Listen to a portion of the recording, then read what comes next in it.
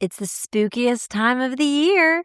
If you are looking for a fun and free way to engage your students this October leading up to Halloween, then you need to grab my free Halloween science resources for high school science teachers. I have created 4 themed activities for you. One is for biology, one for chemistry, one is for physics, and one is for anatomy. And each of these are activities that you can use with your high school students now through the end of the month leading up to Halloween. So be sure to grab those at itsnotrocketscienceclassroom.com/Halloween. Today is the day. Honestly, this could be the most important episode I've ever recorded. And I truly can't believe it's been over 200 episodes until I took the time to do a deep dive into this topic, which is everything you ever wanted to know about prime times. So if you're new to my corner of the internet, if you're new to It's Not Rocket Science, if you're new to this podcast, this might be the first episode you've ever listened to. Welcome. I'm so glad you're here. You are going to hear me talk about prime times a lot. I'm obsessed with them. And it's because prime times are the number one classroom procedure I could not live without. And so to kind of give you some context for this, especially if you saw the trademark symbol and you're like, wow, this girl took the time and money and energy to trademark this. It's true. And that's because I'm proud, because I feel like this is something that's so uniquely me. So I want to give you the origin story. I want to tell you what they are. I want to tell you why I love them. I want to tell you how to implement them for maximum effectiveness. And then I'm going to take the time to answer 20 FAQs and FACs that I see around the concept of prime times or bell ringer. So frequently asked questions, and then FACs, frequently asked complaints. The complaints I hear about prime times, about why they don't work, why they're so difficult.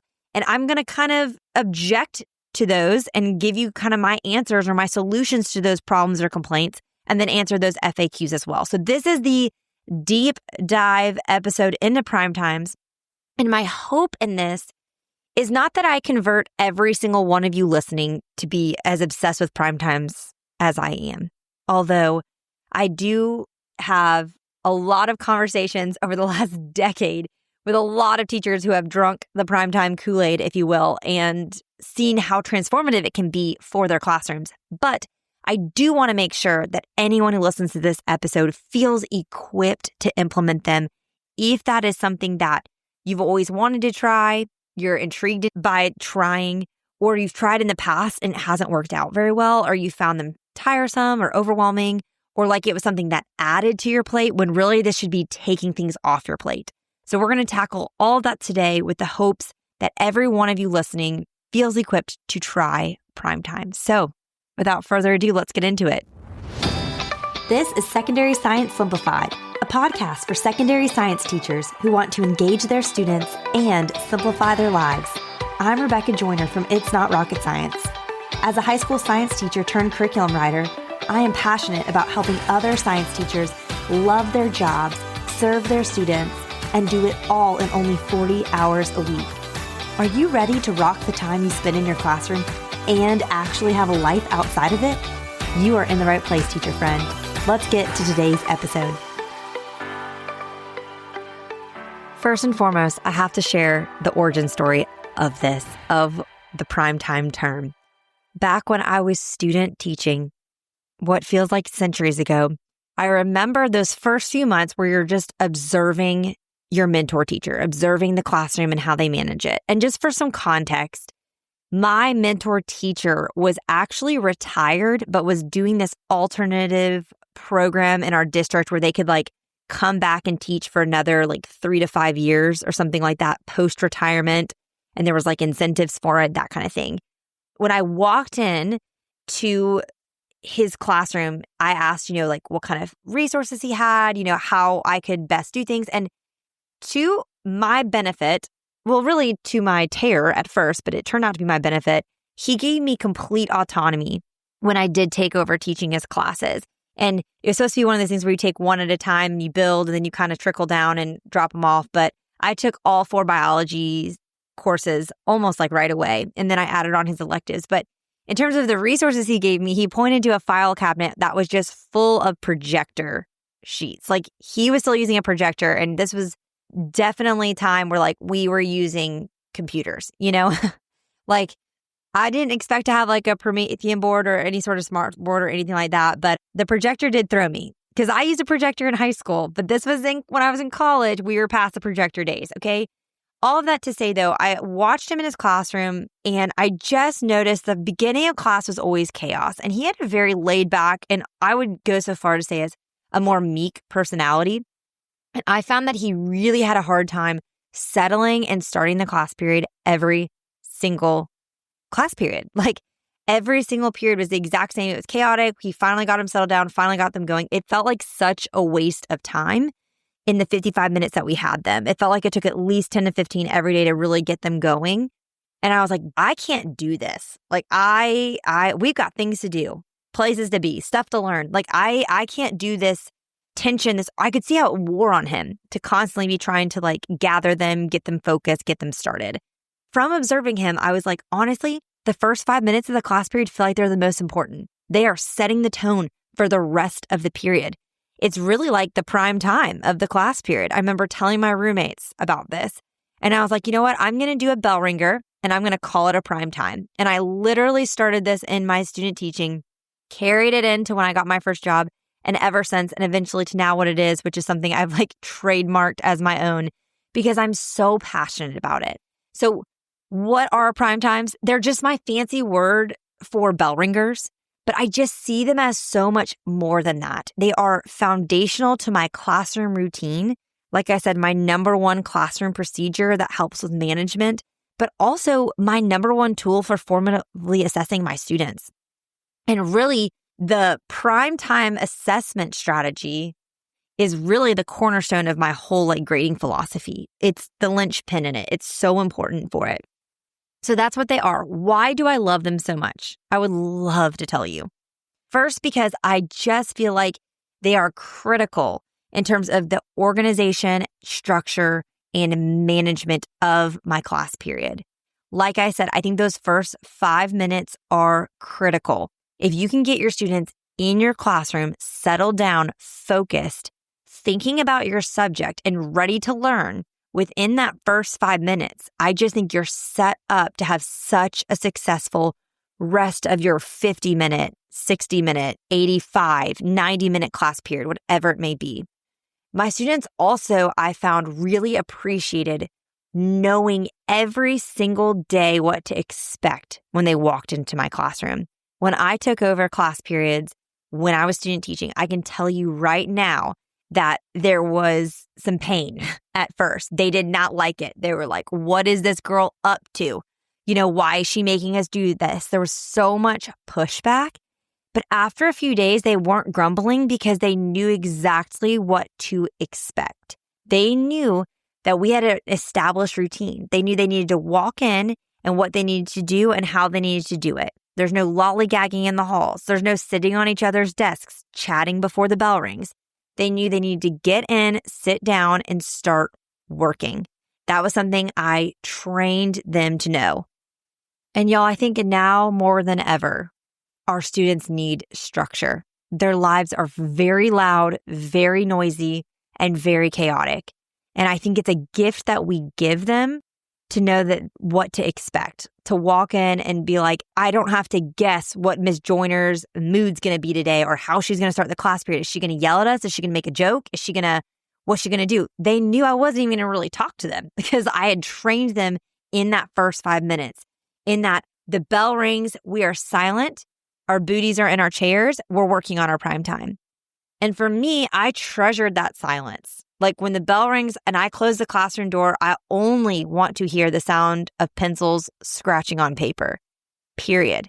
It gives me a second to catch my breath too, to take attendance, to check in with any student I need to check in with, that kind of thing. It's like I swear it's like a mental reset too, to have that quiet as opposed to starting class, quieting them down. It just became quiet. It was such an important part of my rhythm. Second, from an assessment standpoint, I use prime times to daily check in with every single student. I do not grade a lot of things. I rarely collect work and grade it. That is one way I'm able to get all of my work done within contract hours, or I was able to get all my work done during contract hours when I was a full-time classroom teacher. I wasn't grading all this stuff. I wasn't bringing stacks of lab reports home, okay? I was very intentional about what I actually collected and graded for accuracy. So because of that, I needed to have a way that I was checking in with my students daily to know where they were with the content. I don't want to ever be surprised on quiz day or test day that like a student doesn't know how to do a Punnett square when we've been doing heredity for 5 weeks. Okay, it should never be a surprise. So it's a way to check in with my students daily.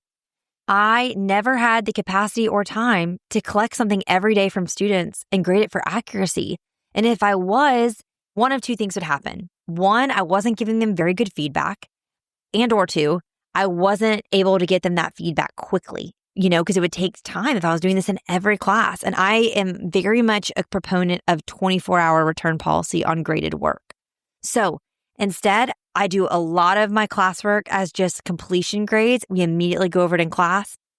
And then my prime time is the one thing I'm committed to collecting daily to grade for accuracy to make sure students are actually sticking with me and getting it. I only give students 5 questions maximum because they only get 5 minutes to complete them.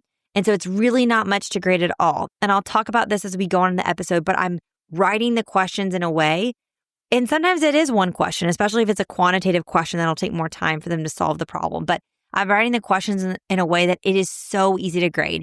I can grade prime times for accuracy, a class of 30 in 3 minutes. That is the way in which I'm writing the questions, and it's that easy to grade.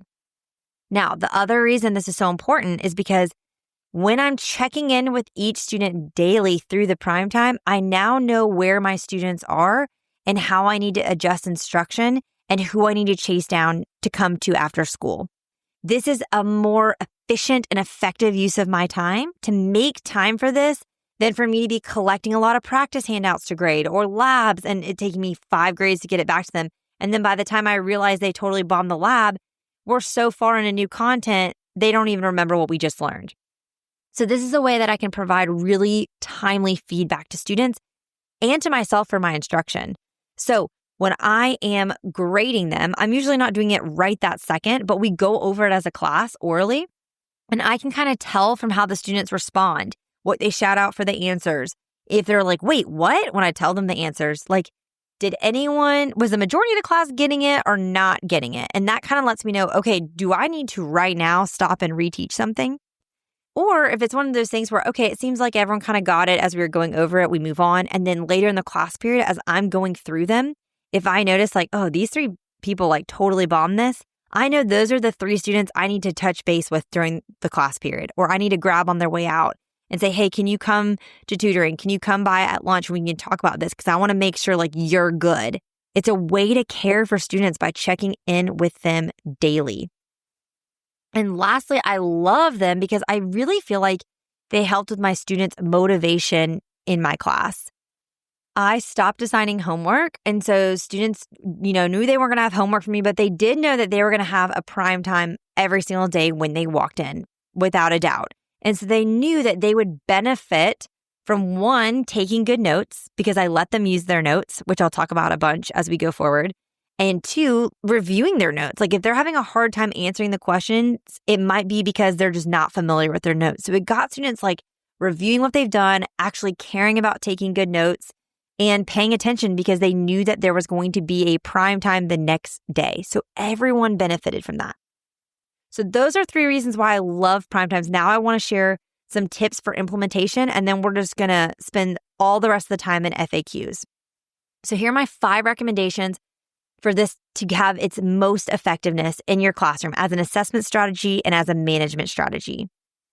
First, make it a priority to do this daily. Part of why this is so effective is the structure and the routine of it.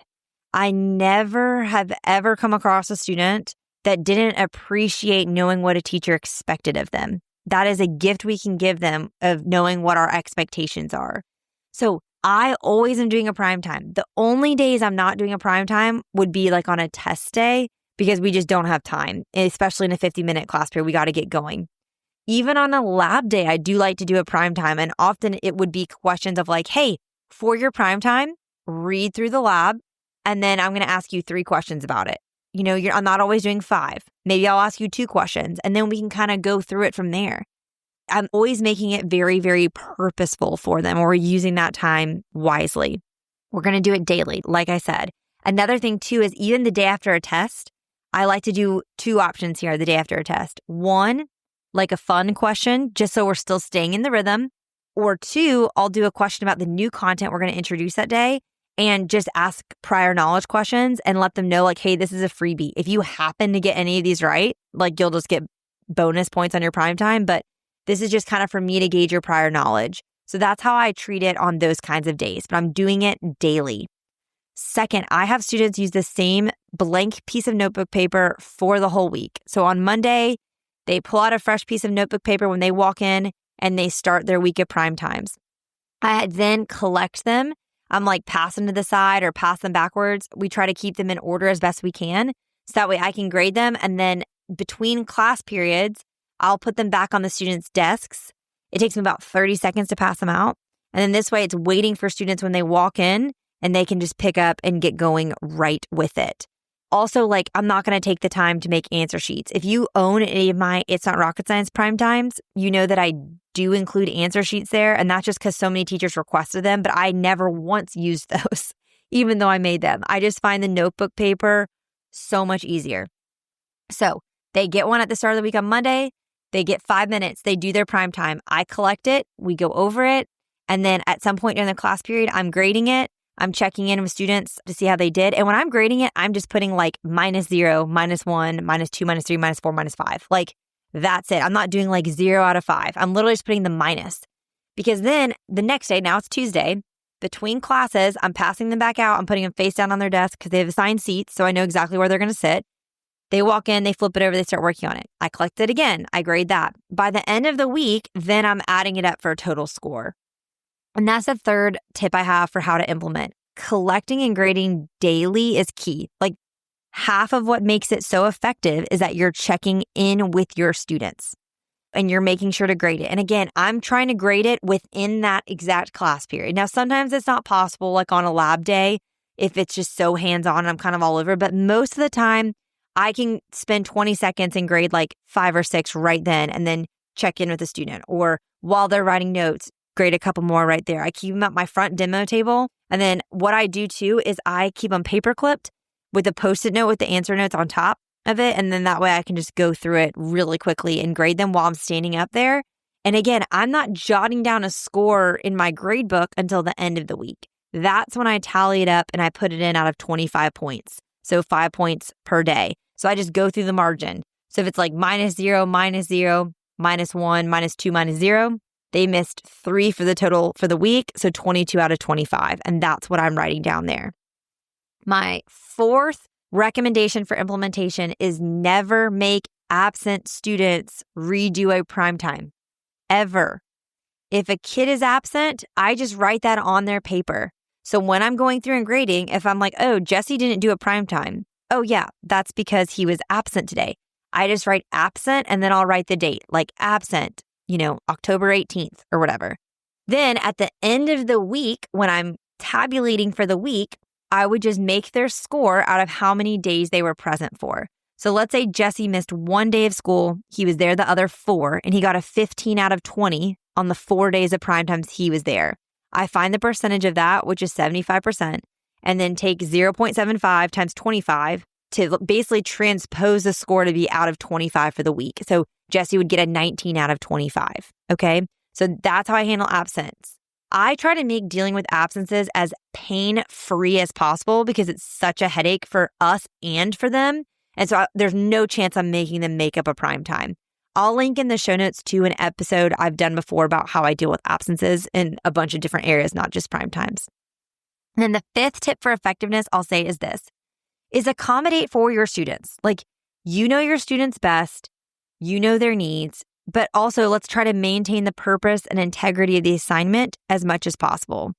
For me, the purpose and integrity of the assignment is 1, the first 5 minutes of class being peaceful and getting students working and focused. And then 2, me checking in on where they are. And I don't expect them to have everything figured out, everything memorized. So the questions are really simple, but they do need to be familiar enough with the content that they could reference their notes, reference their lab, and find the answer within that 5-minute time frame. I let my students always use their science binder, always use their packet with their notes and all the things. I think it encourages them to take good notes. I think it encourages absent students to get the notes that they missed. And I think it encourages my students to make sure they have their binders. Like they know they are going to want it for that prime time. Okay, so that's kind of my spiel. That's the overview, the origin story, why I love them, how to implement them. Now I'm going to answer 20 questions that I see all the time about prime times, questions or complaints. And hopefully if you're listening and you have a question, it's answered within one of these 20, or else I'm going to have to re-record this podcast again because I want it to be everything you've ever thought about prime times. Okay, let's get to the questions. So first, how do you deal with students just waiting for you to go over the answers and then they just write them down? Okay, so they walk in, the bell rings for class to start. The timer is set for 5 minutes. You can preset these on your phone so they always go off at the same time in your class periods every day, and then you collect them. Timer goes off, it's been 5 minutes. I'm like, okay, pass your papers. I always said pass your papers back or pass your papers to the side, depending on the arrangement of my classroom. I paperclip them, I set them on my front demo table. Now I'm going over it. So they are not getting the answers while they have their paper. I'm collecting it and I'm making sure their desks are clear before I'm going over it. Second question, what do they write their answers on? Blank piece of notebook paper. We're using it all week. We're just going to keep reusing it to save paper. We're not using a fresh piece every day. That's a waste.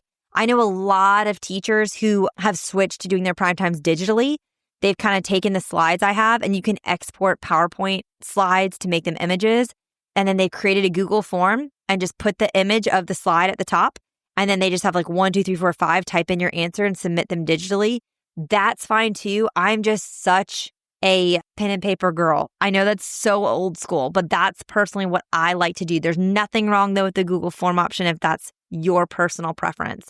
And I know the teachers who do that would have a link like in their Google Classroom or in Canva that students would then go to do their prime time every day on their device. I just like to keep the devices away from my classroom as much as I possibly can. If you want to hear more about my cell phone policy, you can listen to last week's episode where we talked about that. Okay, next question. My students keep losing their primetime papers. Or I guess this is a complaint. They're always losing their primetime papers. Okay, do not have students keep up with their own primetime. They get the 5 minutes to do it. Like I said, then I'm collecting them. I'm hanging on to them because I'm going to grade them. I'm going to look at them. And then at the start of the next class period, the next day, I'm going to place their paper on their desk face down so they have it when they get in. So literally, first period ends, the bell rings, my first period students get up and they're getting out of my classroom. The first thing I'm doing is going to my computer while they're all shuffling out and I'm pulling up second period's prime time, projecting it. Then I'm grabbing the stack of papers and I'm walking to the classroom and I'm putting them down on their desk face down. All of that takes 60 seconds. Then I'm spending the remainder of that transition time standing at the door greeting my students. And students knew too. A lot of my students would come to my class like right away if they wanted more built-in primetime time because they knew it was going to be up there on the board as soon as they walked in. So that's an option too. But I'm collecting the primetime papers. They are not responsible for those. They get them back to keep whenever I'm passing back graded work and I pass back like the tallied up total for the week. But most of them just throw it away then, which is fine. I don't blame them. Another question, are your questions all multiple choice? No, they are never multiple choice for a couple of reasons. One, I think really good multiple choice are very hard to write. So I only have them on tests. And two, well, 3 reasons, I guess. 2 would be I like to keep their answers very short, typically 1 word. So I'm grading them really quickly. I know multiple choice would be like A, B, C, D, but that comes with 3. Multiple choice are very wordy. And so it'd be hard to read 3 to 5 multiple choice questions on a whiteboard projected. So mine are just much shorter questions and their answers tend to be like 1 word or 1 number so that they can just write those and I can grade them very easily. Next question, how do you post your primetime and your agenda? I have a slide every day with my agenda projected on my board when they come in. So I am personally a very big fan of keeping my agenda written on my whiteboard at the front of my classroom for the entire class period. I think a huge negative of projecting your agenda is then you're going to inevitably take it down as you're going to pull up implementation slides or lecture slides or something like that. I have even been in a classroom space before where I had like one tiny whiteboard. And so I went to Lowe's and got shower panel board and I installed it myself on my wall so that I could have one place on my wall that the agenda lived. And so every day before I would leave my classroom at the end of the day, I would go onto my computer, go onto my class website or my LMS, depending on, what the requirement was at the school for that year. And I would record what we had done that day. I would look at the agenda on my whiteboard and I would write down exactly what we did. Biology, prime time, concept 1 notes, page 2, slides 1 through 8, practice page 6, started lab. We'll pick it up with it tomorrow. I posted that every single day. So there was always a record for parents and absent students of what we did that day in class. Then once I've done that for every class period, posted that on the website or LMS or whatever, then I went to my whiteboard, I erased it, and then I wrote what the agenda would be for the next class period the next day. And then I would let myself leave. I found this so helpful. I think it's so helpful for students to know when they walk in what the game plan is. I think it's helpful during the class period for them to be able to glance up and say like, okay, we just did the prime time, we just did the notes, or we just went over our homework. Now we must be about to start notes. Like it eliminates all of those questions. And I think it's helpful for you. I think it's helpful for you the next morning to be like, okay, I don't need to get organized, remember what we're doing today because I already wrote it on the board yesterday, what we're going to do today. Especially when you have those last minute sicknesses and you're not there, the plan's already there for whoever's going to walk in and step in for your class. Okay, so I highly recommend, as much as you can in your control, put your agenda off of a slide, put it somewhere else, write it on the board. I know you're having to rewrite it every day. I just think this is very important. And then you can use your whiteboard or your one projector to project your prime time. Next question, how do you deal with students who don't try? That's where I think it is very important that you do grade it. And again, low stakes, 5 points per day. I'm a big fan of a points system. So some assignments are 25 points, some are 100. A test, 100 points. A lab that's taking 2 or 3 days, 100 points. A prime time, 5 points. A practice sheet that you're checking for completion, 10 points. And I also do 2 grading categories, major versus minor. Major are grades like tests. Minor are your labs, your classwork, all of that kind of stuff. So prime times would go in the minor grades, but still it's 5 points per day. And so it's nice because it's low stakes enough that they shouldn't be having anxiety about this. It's 5 points. But it does add up. If you're getting 3 out of 5 every day, you got a 60% on that by the end of the week. So it does give them enough motivation to kind of make them try. The next question, what if about those who can't finish on time?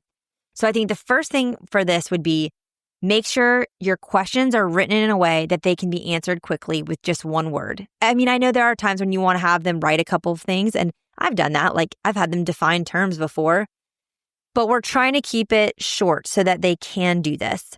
For students with IEPs or accommodations, oftentimes their accommodation is for them to have double time. And since you can't really give them double time because you don't have what is it in Harry Potter that Hermione has? Her time clock where she can go backward in time and get extra time. We can't do that. But instead of doing double time, we can give them half the questions. So I would tell any of my students who had the accommodation for double time, hey, you only ever have to do the odds. And so that way they're doing half the amount of work in the same amount of time. If overall you just have a slow group, that's the whole class just seems to struggle to get through all of your questions in 5 minutes, okay, then just drop it. Give them 2 to 3 questions per day. Remember, what are the 2 goals? Let's always keep our goals in mind. The goals of the prime time are 1, routine, classroom management, getting them in and sitting down and working. So that won't matter if it's 3 or 5 questions. And 2, checking in with your students daily and seeing where they're at. You can do that in 2 questions, 1 question, 5 questions. Okay, so those are the goals. Let's keep those in mind and accommodate as needed. Next question, how do you deal with following up with absent students to make them up? Okay, like I said, do not do it. Never make them make up their prime time. Remember, you're grading these every day. So as you're going through and grading, you're writing absent and you're putting the date. And then at the end of the week, you're able to tally and do the total. Now, here's what I will say. Let's keep talking about Jesse, because that was my example student at the beginning. Jesse missed school on Wednesday. When Jesse gets in Thursday, I always make them try that day's prime time when they get back, regardless of if they were absent the day before. And I will remember when I'm grading it on Thursday that Jesse was absent the day before, because I can see that I wrote that he was absent the day before. And here's why I always make them try, even if they were absent. Several reasons. One, a lot of topics we talk about for several days. Like we do Punnett squares for a week. So even if Jesse missed Wednesday, we've been talking about Punnett squares since last Friday. So Jesse can do a Punnett square on Thursday. That's something that he could still do. Also, you're going to have students, we always do, that are involved in 3 sports and do the school play and are in junior leadership with the government, and they're just missing your class a lot. Those students that have a lot of prearranged absences where they're missing a lot, I train them that when you're absent and you know you're going to be absent, you need to get the notes. That's the bare minimum I need from you, is get the notes you miss. And then that way you're going to benefit, because when you do the prime time, you'll have the notes to look off of. Now, obviously, if a student is sick, there's going to be more grace. But still, I'm not going to be having this conversation with them about whether or not they do the prime time or like managing that the day they get back. When you're absent, I do not want you coming in and causing a disruption the day you return. So that's why I just say, no matter what, you do the prime time. If your body is in this room, you're doing the prime time. I will know when I grade it if you had been absent. And so oftentimes, like, you were out because you got your wisdom teeth out. We started something totally new. You obviously bombed Thursday's primetime, Jesse, since you missed that Wednesday. What I'll do is I'll just put an X through everything you wrote, and then I'll draw an arrow to myself to like absent yesterday. And that'll remind me at the end of the week when I grade it, not to count that day either. Okay, so we're going to take the grading part on a case-by-case basis. But in terms of the rhythm and routine, when they return, they're doing the prime time. Now, I'm not sure how any of y'all's schools work, but at one school I taught in, the secretary would note in the computer if their absence was because they were like sick, travel, game, etc., that kind of thing. So that was another thing that kind of helped inform whether or not I was going to grade them for accuracy on the prime time or not. Also, this is different if it's an honor student versus an on grade level student. Like I said, a frequent flyer missing a ton of class because they are in 1,000 different sports and activities versus not. So like, take it with a grain of salt. But again, at the end of the week, I'm just calculating the score out of how many days they were there for. I'm getting a percent, and then I'm transferring that percent to out of 25 so it can go in the gradebook out of 25. Now, if a student misses more than 2 days in a week, what I will do is I'll still have them be doing the prime time, the other 1 or 2 days they were there in class. I'm still going to mark on their paper. But when I put it in the gradebook, I just exempt them for that week's prime time. In our gradebook, we could always put like an X, and it didn't give them a 0, but it also didn't help them. It was just like a nothing grade. And I would just write on their prime time like, hey, I would just put at the top, exempt due to absences. Again, we have so many grades. This is not a big deal. And since every quarter has 9 weeks, okay, you get exempt from one primetime week of those 9, like you're fine. It's not going to affect your grade that much. And this way, I think it's unfair. I think the transposing of the grade from out of 20 to out of 25, or what you got out of 15 out of 25 is okay. Out of 10 out of 25 or out of 5 out of 25, that just does not feel fair to me, which is why I'll exempt them if they missed that many days. Okay, so that's absences. All right, now hang with me. We've got some more questions, but they won't all be that long, I promise, in my answers. Next, how do you deal with tardies? Do you give them a 0 for the day? So if a student walks in with a note, like they were finishing a test in another class, they were working with another teacher, they just got in late from a doctor's appointment or whatever. If they come in with a note, when I'm grading it, I'm sit down, get started if you're here. But then when I'm grading it, I'll just mark exactly how I would if they were absent. I'll just say tardy on that day. So I'm not going to make them make it up. Again, we're never making up prime times. That is not worth your time. Now, if they just like roll in, no, and they're just late because they were gabbing in the bathroom or like hanging out by their locker, well, you better sit down and get hustling and join us. Like I would usually say, honestly, I would say something sassy like, thanks for joining us. So glad you're here. And then like get started. And they're just going to have to finish as fast as they can. And that is something that I encourage my students to get to my class on time. Now, obviously too, you can handle this. If this is like a one-off situation for a student who's like never late, okay, talk to them. But if it's like one of your students that's always rolling in as the bell rings, like, okay, put a little pep in your step. You're not getting extra time on this. Sit down and get started. Okay, so that's kind of how I handle the tardies. Students asking for help during the prime time. I don't give them help. Okay, I set the tone from day one. You're on your own. I'm not helping you during the prime time. You can use all of your notes that you have, anything in your packet, any lab, all of that stuff. You may not use a device, you may not use your neighbor, and you may not use me. I train them that the only question they can ask is a question about how the question is asked. So if they need clarification on how the question is written, they can raise their hand and I will answer it. And then at that time, if I need to, I will give a clarifying statement for everyone. Or often I will go just on the slide right then, change how the question is worded so that this doesn't happen again. So like if it wasn't clear what the question was asking, I'll make it clear then to eliminate this in the future. But I train them from day one when I teach them how to do a prime time that they are not allowed to ask questions. Like you do not speak to me during that first 5 minutes of class unless you are bleeding out or unless it's a question about how the question is asked. You're unsure what the question is asking. But again, the questions are very straightforward because I'm just trying to like check that they have a pulse from the day before and are sticking with me. If you can hear my snaps in the microphone, like, are you with me or are you not? Okay. That's what I'm looking for in the prime time. Now, next question. How do I keep students from cheating and working together? Again, this is a precedent you as the teacher set at the beginning of the year when you're training your students and your systems and your procedures. Okay, if you're starting this mid-year, I'm so happy you're doing it. Like, do it. Don't just wait until next school year to start this because you're listening to this in October and you're like, it's going to be too far gone now. No, you can start. You're just going to have to monitor them very strictly at first to train them and how they're allowed to do this. What I found is once they get in the routine, you can then submit your attendance, walk around the classroom. You don't have to watch them like a hawk as much as you do at the beginning. But again, I'm training them from day one, 0 talking during the first 5 minutes of class. And that is because you get to use your notes, not your neighbor. If I hear any talking or if I see any eyes roaming, I stop everyone and I'm say, pack up your notes. Every single student pack up your notes and they have to finish their prime time with 0 notes. And students hate this. They hate it, okay? So if you hold the line and you follow through on that punishment, you may only have to do it a couple times here or there. It will stop the cheating.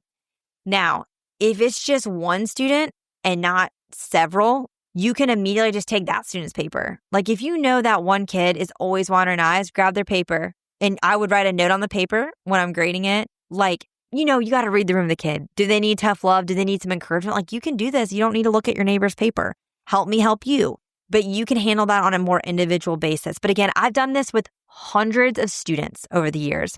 And I really feel like the reward of being able to make these open note eliminates some of that urgency to cheat. They want to use their notes and not their neighbor. They want to use their notes and not their phone. So it motivates them to not look sideways or downward. Also, seating charts. Seating charts are a game changer because you can be strategic, because you can know who can't sit next to who, that kind of thing.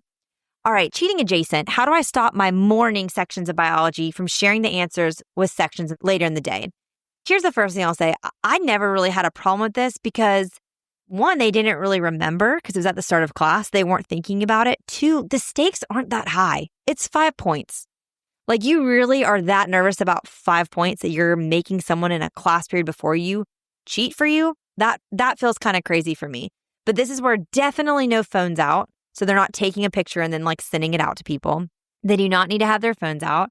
And again, if I heard these rumblings or if I saw this kind of happening, because again, watching like a hawk, especially in the beginning, no notes, okay? If you're going to cheat with people in your current class or in other classes, then it's going to be no notes. When you walk in, you will be allowed to use a pencil and you can have your primetime sheet on your desk and nothing else. That way I can make sure you're not jotting down the questions on your hand on a, Post-it note on another sheet of paper, that kind of thing. All right, the next few I'm going to address are kind of like objections or complaints people have with regards to time. So first, I don't have time to make them. First thing I will say is don't reinvent the wheel. There are so many on TBT and mine are on there too. I'll link them in the show notes in my resource shop and on TBT, but like you can use other people's. Second thing though is just keep it simple. You can make your own. Open a PowerPoint slide right now or Google Slides And at the end of your class period today, write 5 questions for tomorrow, 3 to 5 questions that could be answered with one-word answers based on what you covered today. And then you'll have it for tomorrow. And if you do this for, one school year, now you have it to reuse year after year after year again. That's how the first derivation of my prime times came to be. Okay, so keep it simple. It doesn't have to be pretty. You're just adding a new slide. I save mine by unit, so I'll have all of them for one unit in one PowerPoint. Again, it doesn't have to be fancy. Keep it super simple, or use someone who are pre-made and you can tweak them as needed. Next objection, I don't have enough time to grade them daily. First thing I would say is make the time. This is so important. If you're not going to grade anything else like me or barely anything else, then this is worth your time to grade it. It's going to make you much more efficient with the rest of your time. The second thing I would say is make sure that the questions are really simple. Again, you can just go through and grade these so fast. You should be grading a class of 30 in 3 minutes or less. That's how simple it should be. Again, simple questions with simple short answers so I can spot through grading them quickly. And I find the time during the class period so that way I know who needs to come in for tutoring and who I need to give extra support to. Here's where I find the time. When they're pulling out a notebook, when they're gathering lab supplies, when I have them do a think, pair, share for 2 minutes, as they're jotting down notes, because I'm not always gabbing the whole time that they're writing, as they're getting into their lab groups or getting started on independent work, I'm just doing a few here and there, and then it adds up. And I do it standing at my demo table because I just find I'd never sit at my desk during the class period. As soon as I sit, they're like, she's not here, and I become invisible, and they just start talking about homecoming. So I'm standing, I'm doing it standing, and I'm just kind of doing it from there. Of course, if you're listening, you teach middle school, I don't know how that works, but I know at least for me with my high school students, there's a lot of independent work time built in or transition time, and that's where I'm going to do a few at a time. And then by the end of class, it's done. Okay, I don't have time in my class period to do them. Now, this is a great objection. I hear you if this is your objection. But here's what I'll say. If you have at least a 50-minute class period, it is worth the 5 minutes. I promise you. 50 minutes or more, you can give it 5 minutes, okay? I taught several years with 50-minute class periods, several with 90-minute, but I also did the 50. Do it. Now, those of you who have 40, 42, 45-minute class periods, I hear you. That's a tight window, especially 40 minutes. How could you give them, 1/8 of your class period? What I would do if I was you is I would give them one question a day. If it's a quantitative question, if they're, calculating acceleration, I'd give them 1 and it's worth 3 points. And then your weekly total is 15 points instead of 25. And you only give them 3 minutes to do it. 1 question, 3 minutes, or, 2 or 3 questions, but they're fill in the blank type questions, but you're doing it in 3 minutes. So I think in a 40-minute class period, I would give it 3 minutes. Okay, it's going to be a lot quicker. You're going to need to set timers so you can kind of get in that rhythm. But that's what I would do. And if you bought pre-made bell ringers like mine, I already have all the questions, just eliminate some. You know what I'm saying? And then that's an easy thing to have set up. And then I would make it out of 15 points for the week. Okay, teachers on a block schedule. How do I use them? Especially if I have your prime times, I have so many. Okay, love it. So if you're using It's Not Rocket Science prime times, I originally wrote prime times for my block classes, and then I taught at a traditional school where I had 50 minutes. So I needed double the amount of prime times. So if you use It's Not Rocket Science resources, you have enough prime times for 50-minute class periods. So if you're teaching block, you're going to have double the amount that you need. So just pick and choose what you want to use. I know some teachers are like, I'm going to do 1 for a prime time bell ringer and 1 for an exit slip. I'm just not an exit slip person because like I said, at that point, at the end of class, I'm already thinking about the next class and getting that prime time up. So I'm not going to collect another thing. So to me, I'm not going to do the exit slip. But so if you teach on block, great. You have plenty of time to implement a prime time. Every block teacher should be doing a prime time. You have plenty of time. And then you're going to have extra prime times you can pick and choose from those. All right, here's a great objection. Some of you have been listening. You're like, you haven't talked to the floaters.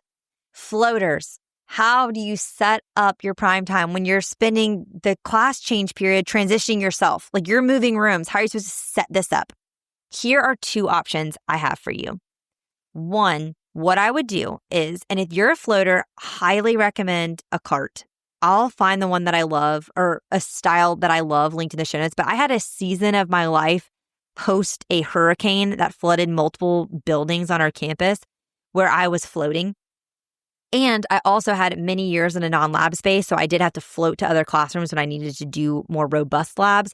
So I don't know if I can claim the name of floating from those of you who have spent a year or more doing it, but I've dabbled in floating. Okay. Here are what I believe your two options are. You got your carton to your new class. The first thing I would do as I walk in is I would take their primetime sheets, their answer sheets, and on the front demo table in the classroom, I would just like sprawl them out. I'd like fan them out face down. And I would train my students to write their names big on the back. Okay, so like Rob, R-O-B on the back of his paper. And then as they walk in, they know like you're not passing this out on their desk because ain't nobody got time for that if you're floating. But they can see the back of the paper, so they can't see anyone's grades because it's just the back of the paper. And they look for their names sprawled out and they grab it and they take it to their own seat to do it. So then you're floating, you're getting there. All you have to do is sprawl them out and then pull up the slide. That's going to be like your kind of two tasks as you walk in. You're going to pass go. You're not going to collect $200. So that's what the two things you're going to do when you get in the classroom. Then you're going to use that 5 minutes of primetime time to touch grass, take deep breaths, reset your nervous system from that transition. You know, like you as a floater need this primetime time the most. You need this transition time for yourself. That's what I would do. Again, because I'm a tactile person, I want the paper. Number two, though, if your students have tech, you could do the Google form link that I mentioned before. So that way, the only thing you're having to do when you get to your classroom that you float to is get the primetime projected. You could also have the primetime just loaded into their Canva for that day or whatever your LMS is, and they look it up. But again, I'm trying to avoid the tech. So that's what I would do. Okay, last three. My editor's going to kill me because this is so long and this is so comprehensive, but we got to get through them all. Okay, I have a huge room. My students can't see the questions. That's a complaint I've gotten several times. So I project mine on a slide on my whiteboard, exactly how I would do notes. So my question to you is, if you say that your room's too big, is there not one place in your room that everyone can see? Like, where are you giving notes if not everyone can see it? I would put it in the one place that everyone can see. If even 5 questions is too much, again, narrow it down to 3 so you can put it in larger font. Or if everyone has tech devices, you could post the day's prime time, in Google Classroom or your website or LMS or whatever that is. So those are some options if they can't see. But I tend to find every classroom has one spot that everyone can see from. You could also give them clipboards and let them move to the one part of the room, but that feels dodgy to me. I want booties and chairs when the bell rings. I don't want them free-range chicken around the classroom. You know what I'm saying?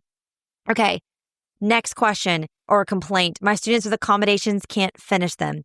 Like I said before, I just want to reiterate, most students with accommodations need double time. So obviously you can't give them 10 minutes when everyone else is getting 5. How would you manage that? So instead, cut the volume in half. If everyone's getting 4 questions, they only have to do 2, that kind of thing. Also, I've had students in the past where I've given their resource teacher the prime time. Again, you can give them a lot of grace in how you grade this. You know your students and what their individual needs are. But I tend to find having them do half the questions, saying just do the odds or just do the first 2 every time, that seems to solve the majority of the problems there. And lastly, my students are doing poorly on them and they're just not getting the answers right. How do I help them be better at prime times? First, I would say make sure that the questions you're asking are based on what you learned the day before or have been learning about, like we've been learning about Punnett squares. Make it open note so that they're learning to utilize the instructional resources that you're giving them, the practice handouts you pass back and you've gone over, the labs, the discovery stations, whatever. And then from there, I would say hold the line. Your students can do this. If you're asking them questions about what they learned the day before and they're allowed to use their notes and resources to answer those questions, and the questions are simple, there's no reason why they shouldn't be able to do this. So I would hold the line and force them to build some resilience around this. Now, if you're finding it's really impacting their grades or they're starting to get mega stressed about this, I don't want that. We don't want them walking in your classroom and just immediately feeling anxious. So I would then, an option here would be just to grade it differently. So maybe you grade it every day, but then at the end of the week, instead of making it out of 25, you just make it out of 20. So that gives them a 5-point buffer. Another option is maybe at the end of the quarter, you drop their lowest week of prime times. Or maybe at the end of the quarter, instead of putting in 9 weeks of 25-point prime times, you do an average of their prime times and you put it in out of 100, points. This is your average prime time score. You got an 80 out of 100, 80% on your prime times. That was your average. So we're going to put an 80 out of 100 in the grade book. Those are kind of ways to kind of buffer it out and almost kind of like curve the prime times if they're really struggling with it. Okay, so you can probably guess your take-home challenge today. Start prime times if you never have. And if you need help with prime times, if you want to have pre-made ones, I'll link those in the show notes, which you can find at itsnotrocketscienceclassroom.com/episode 206. And if you haven't left a review today, but you've started prime times and they have changed your life, like they've changed mine, I would love it if you would leave a review for the podcast. All right, teacher friends, that wraps up today's episode. If you're looking for an easy way to start simplifying your life as a secondary science teacher, head to itsnotrocketscienceclassroom.com/challenge to grab your classroom reset challenge. And guess what? It's totally free. Thanks so much for tuning in, and I'll see you here next week. Until then, I'll be rooting for you, teacher friend.